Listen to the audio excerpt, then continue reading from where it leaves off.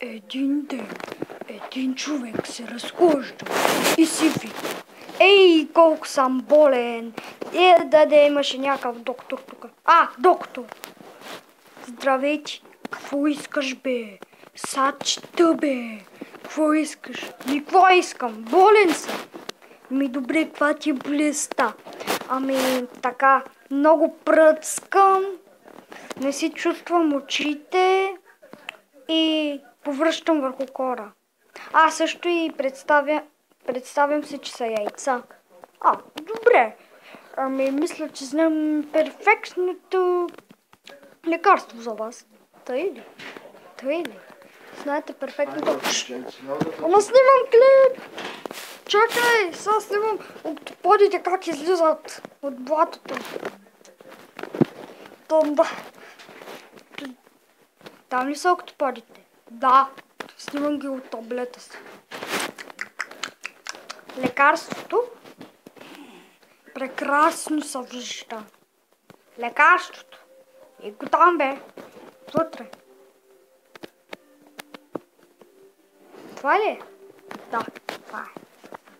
После, след като приспите, трябва да скочите от една скала. Той спи. Айде, отивай. Добре. Измами ме! Ти падал! Ти падал!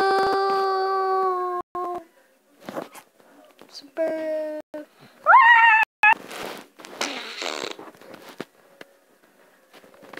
Ти тъп! Доктор! Ти са! Ще видиш! Какво ще стане!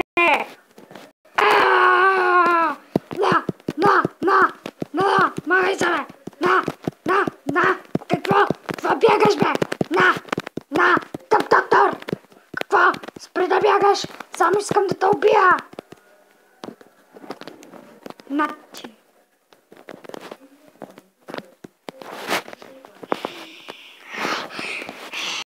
Това ти е тъп доктор.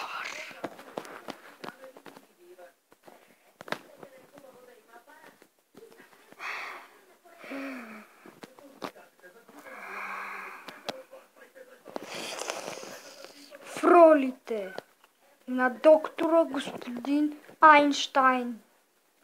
Фролата на болният Кристиан Бегер.